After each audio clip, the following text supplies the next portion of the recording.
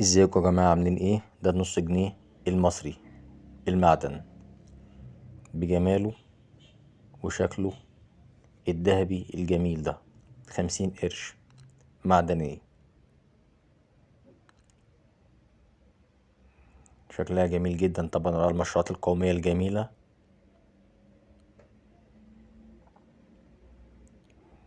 دي 50 قرش باكت 20 جنيه.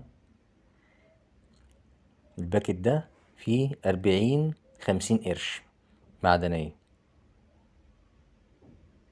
20 جنيه يعني فيها 40 نص جنيه معدني.